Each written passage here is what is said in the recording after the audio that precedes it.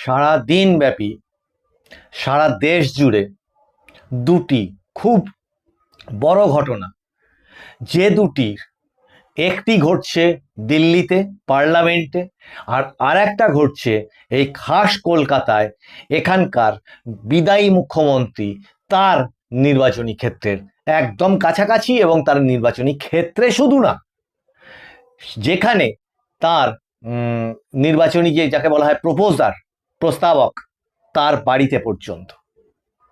এই সমস্ত বিষয়টা বিস্তারিতভাবে ছোট্ট এপিসোডের মধ্যে ব্যাখ্যা করা সম্ভব না, তার কারণ তার পরিণতিটা ঠিক কি সেটা থাকবে ভবিষ্যতের গর্ভে। কিন্তু এর ইমিডিয়েট এফেক্ট সেটা কি আমাদের এই রাজ্যের আগামী যে ভোট 23 তারিখে এবং 29 তারিখে, তার ওপর কোনো প্রভাব ফেলতে চলেছে, সেটাই ছোট্ট করে একটু অনুসন্ধান করবার চেষ্টা করব। নমস্কার, মানুষের ভাষায় আপনাদের সকলকে স্বাগত। আমি প্রবীর রায়চৌধুরী আপনাদের সাথে।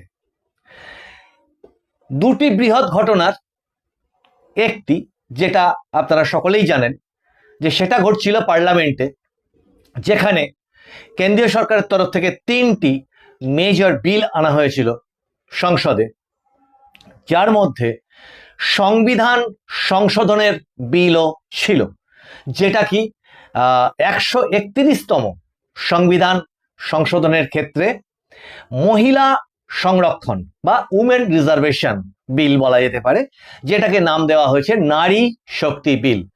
এর সাথে আর একটা বিল ছিল, যেটা ছিল ডিলিমিটেশন, যেটা এর আগেও মমতা বন্দ্যোপাধ্যায় যখন ক্ষমতায় আসে 2011 সালে, তার ঠিক আগে কিন্তু আসন পুনর্বিন্যাস, এটা সারা দেশব্যাপী, অন্তত আমাদের পশ্চিমবঙ্গেও সেটা হয়েছিল, এবং সেটার জন্য বিস্তারিত দীর্ঘদিন ধরে হিয়ারিং করে করে করে করে আসনের পুনর্বিন্যাস করা হয়েছিল। বিষয়টা ঠিক কি সেটাও আলোচনা করব। আর 3 নম্বর জিনিস যেটা, এ দুটো ধরুন একটা ঘটনা হিসেবে দেখুন, যেটা পার্লামেন্টের ভিতরে আজকে ঘটে গেল, আর আরো একটা ঘটনা যেটা ঘটে গেল, সেটাকেও যদি একটা একত্রিত ঘটনা হিসেবে ধরেন, সেটা হচ্ছে আবার সেই ইডি, এবং এবার তার সাথে একটু অ্যাডিশন হিসেবে ইনকাম ট্যাক্সের রেটগুলো কোথায় কোথায় হলো। কলকাতার মেয়র পরিষদের সদস্য দেবাশিস কুমার, যিনি আবার রাসবিহারী কেন্দ্রের প্রার্থী, বিদায়ী বিধায়ক এবং এবারকার প্রার্থী, মার্লিন গ্রুপ, যেটা নিয়ে এর আগেই রেড হয়ে গেছে গত 1 সপ্তাহ 2 সপ্তাহ আগে, তার সাথে মমতা বন্দ্যোপাধ্যায়ের যে নির্বাচনী প্রস্তাবক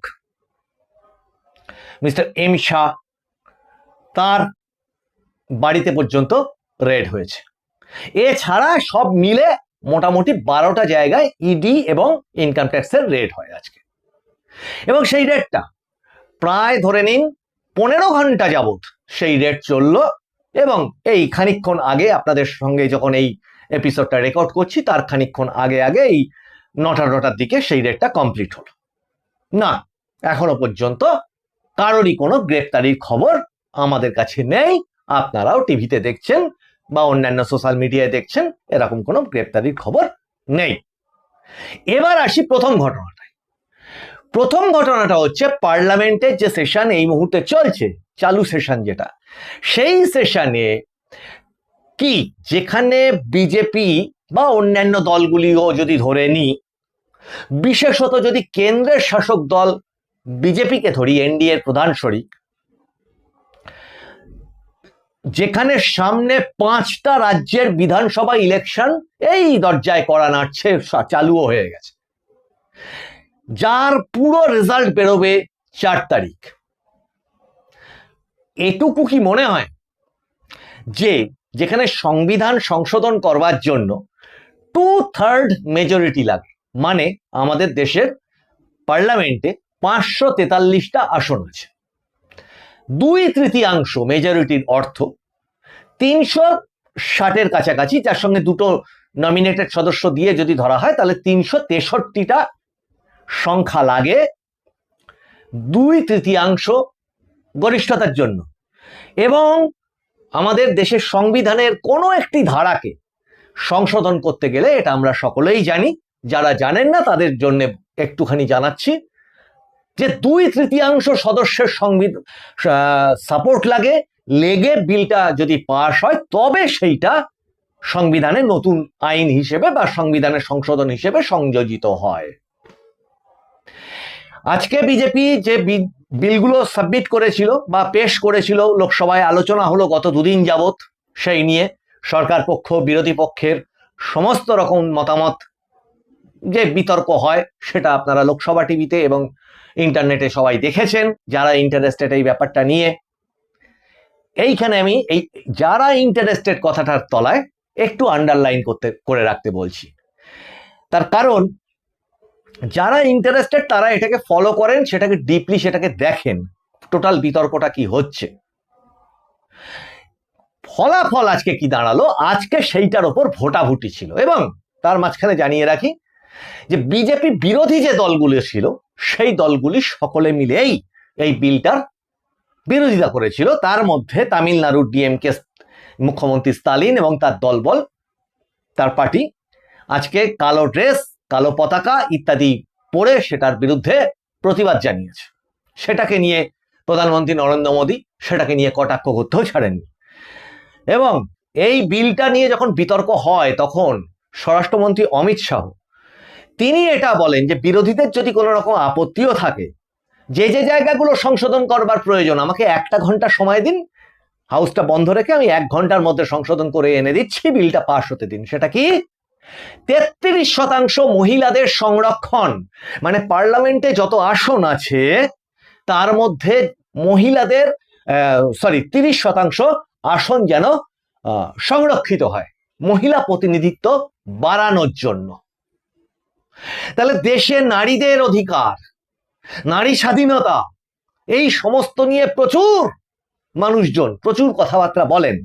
এই বিলটা নিয়ে সমালোচনা এবং প্রশংসা কোনোটার জায়গাতেই আমি যাচ্ছি না এই এপিসোডে।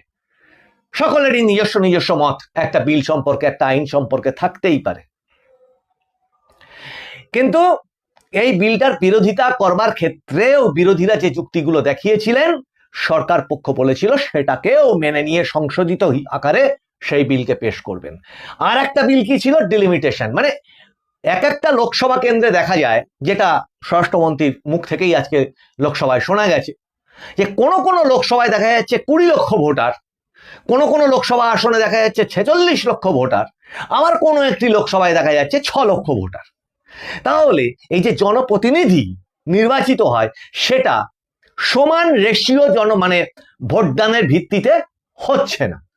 ঠিক এই রকম ঘটনাকে অ্যাভয়েড করবার জন্য 2009, 10, 8, 9, 10-এর সময় থেকে আলোচনা হওয়ার পরে একটা ডিলিমিটেশন হয় বা আসন পুনর্বিন্যাস হয়। এই রাজ্যেও সেটা হয়েছিল, বিভিন্ন আসনের নতুন নতুন নাম হয়, একটা আসন ভেঙে গিয়ে ওই আসনের উত্তর, ওই আসনের দক্ষিণ, এরকম এরকম প্রচুর নতুন আসন তৈরি হয়, তখন হয়েছিল। এবং আজকে ভোটাভুটিতে যেটা হলো, দুটি বিল সংখ্যাগরিষ্ঠ সদস্যের সমর্থন পেল, অর্থাৎ 298 জন বিলটিকে সমর্থন করলেন এবং 230 জন বিলটার বিরুদ্ধে বিলগুলির বিরুদ্ধে ভোট দিলেন বা নারী শক্তি বিলের বিরুদ্ধে ভোট দিলেন। ফলত যেটা হলো যে 363টা ভোট যখন দরকার ছিল সেই ভোটটা পেল না সরকার পক্ষ বা আপিলের প্রস্তাবক পক্ষ। অনেক ক্ষেত্রে সংবিধান সংশোধন অতীতেও আমাদের ভারতবর্ষে হয়েছে সর্বসম্মতভাবে, যে বিরোধী সরকার, যে বিলটার গুরুত্ব এতটাই বেশি এবং যে জনমানুষে তার প্রভাব এতটাই জরুরি, সেক্ষেত্রে অনেক ক্ষেত্রে সর্বসম্মতভাবেও বিল পাশ হয়েছে, কিন্তু আজকে সেটা হলো না। তাহলে কি এখানে প্রশ্ন হচ্ছে, তাহলে কি বিজেপি যারা বিলটাকে নিয়ে আসলো আইনমন্ত্রী কিরেন রিজিজুর হাত ধরে এবং তাদের যারা সমর্থক ছিলেন ইনক্লুডিং প্রধানমন্ত্রী নরেন্দ্র মোদী, তারা কি এতটাই বোকা যে এই 5টা রাজ্যে ইলেকশন, এই 5টা রাজ্যের ইলেকশনের একদম ভরা মুহূর্ত চালু হয়ে গেছে ইলেকশন, কিছু কিছু রাজ্যে ভোট ডিক্লারেশন বাকি, সেরকম সময় এরকম একটা বিলকে নিয়ে আসা যেখানে যার মানে 2/3 মেজরিটি তো সরকার পক্ষে নেই, তাহলে বিলটা পরাজিত হতে পারে, এটা মোটামুটি ক্লিয়ার। মানে 363 সংখ্যায় জিততে পারে, কিন্তু সংবিধান সংশোধন করবার জন্য যে সংখ্যা দরকার 363 তা তো নেই। তাহলে এই সংবিধান সংশোধনের বিল কেন আনা হলো? এবং খেয়াল করবেন, সেটাও আবার নারী শক্তি বিল বা উমেন রিজার্ভেশন অ্যাক্ট বা বিল যেটাই বলেন না কেন, 30% নারীদের সংরক্ষণের জন্য। এক্ষেত্রে এই যে বিজেপি বিরোধী দল, তারা যে উল্লাস করছে মানে বিলটা পাশ না হওয়ার জন্য, মানে সংবিধান সংশোধিত না হওয়ার জন্য, পাশাপাশি তার এটাও কি চিন্তা করছেন যে এই যে গ্রামের মানুষজন, তারা কি এত কিছু বুঝবে? তারা সংবিধান সংশোধনের জন্য কত সংখ্যা দরকার, ওই আলোচনাটা, টোটাল ডিবেটটাতে কি কি পয়েন্ট ওই বিলটাতে উঠে এসেছে, এই সমস্ত কিছু কি সবাই দাঁড়িয়ে 1 ঘন্টা ধরে বিলটা হাতে নিয়ে কেউ কেউ গ্রামের 4 রাস্তায় দাঁড়িয়ে পড়ে কেউ বলবে, বোঝাবে না? আমাদের ভারতবর্ষে সেটা কখনো হয় বা কোনোদিন হয়েছে? যদিও আমি ব্যক্তিগতভাবে মনে করি সেটাই হওয়া উচিত। প্রতিনিধিত্বমূলক গণতন্ত্রের ক্ষেত্রে, সমস্ত কিছুর ক্ষেত্রে সেটা হওয়া উচিত, সেটা আলাদা আলোচনার বিষয়। কিন্তু গ্রামের মানুষের কাছে কি বুঝবে মানুষ, বা সাধারণ মানুষ যারা এত বিলটাকে নিয়ে পড়াশুনো বা ঘাটাঘাটি করবেন না, তাদের কাছে কিন্তু একটা বড় অস্ত্র, বলা যায় নরেন্দ্র মোদীর মাস্টার স্ট্রোক, সেটা হচ্ছে কি, নারীদের অধিকার রক্ষার জন্য 3 দশক ধরে বিল আটকে রেখেছিল কংগ্রেস। আজও কংগ্রেস এবং তার সমস্ত সহযোগী দলেরা মিলে নারীদের যাতে অধিকার রক্ষিত হয় সেই বিল আজকে পাশ করতে দেওয়া হলো না। দেখো এরা কত নারী বিরোধী। এ কিন্তু হতে চলেছেই আগামী দিনগুলোতে বা প্রচারের ক্ষেত্রে, এবং সেটা যথেষ্ট টাচ করবে মানুষকে বলে আমার মনে হয়। যেখানে লক্ষ্মীর ভান্ডার নিয়ে অনেক ঢক্কানিনাদ হয়, এবং পাশাপাশি অন্যান্য রাজ্যগুলোতেও নারীদের অধিকার নিয়ে অনেক ধরনের রাজনৈতিক দল, অনেক ধরনের তাত্ত্বিক নেতা, মানুষজন সব সময় নারীর অধিকারকে এগিয়ে রাখতে চায়, সেখানে কিন্তু বিজেপির হাতে আজকে একটা বড় ধরনের অস্ত্র চলে আসলো কাউন্টার করবার জন্য। সেই সমস্ত অস্ত্রগুলোকে একটা অস্ত্রে কাউন্টার করে দেওয়ার জন্য তোমরা নারী শক্তি বিল বা উমেন রিজার্ভেশন বিল পার্লামেন্টে বিরোধিতা করে হারিয়ে দিয়েছো। এটা গেল আমার আলোচনার একটা অংশ। পরের অংশটা হচ্ছে এই আসন ডিলিমিটেশন। এটাও কিন্তু আর একটা বড় আলোচনার বিষয়, যে একটি যেখানে 543টা আসনে আমাদের ভোট হচ্ছে, যেখানে প্রতিনিধিত্ব এইভাবে বিচ্ছিন্নভাবে কোথাও 45 লক্ষ, কোথাও 6 লক্ষ, সেটাও বিরোধীরা আটকে দিল। তার কারণ সরকার নাকি চক্রান্ত করে এই ডিলিমিটেশন করছে, যে তার অতীত উদাহরণ আছে। সেই অতীত উদাহরণ যদি ডিলিমিটেশন হয়েছিল, তাহলে আজকে নয় কেন? কি সেই স্বার্থ যে এই বিল দুটোকে আটকে দেওয়া হলো? কিন্তু এটা ছেড়ে দিয়েও আমার যা মনে হয়েছে, যে অনেক সময় ওই চায়ের দোকানে চা বিক্রির সঙ্গে পান, বিড়ি, সিগারেট এইগুলো বিক্রি করা হয়, চায়ের দোকানদারের ওগুলোতে লাভ খুব বেশি থাকে না, কিন্তু তার সাথে রাখা হয় বিস্কুট, এটা সেটা, মূল হচ্ছে চাটা। তাহলে নারী শক্তি বিলটাই ছিল কিন্তু এক্ষেত্রে প্রধান।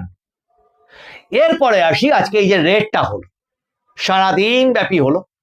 আমি এর আগের অন্যান্য এপিসোডগুলোতে বারবার করে বলেছি, পশ্চিমবঙ্গে যত কেলেঙ্কারির কথা, এই শিক্ষক নিয়োগ দুর্নীতি, কয়লা, গরু পাচার, বালি চুরি, খাদান চুরি, তারপরে বিভিন্ন পৌরসভা নিয়োগ দুর্নীতি, তো বলে শেষ হয় না। মাঝে মধ্যে মানে লিস্ট করে মনে রাখা যায় না, এত দুর্নীতি।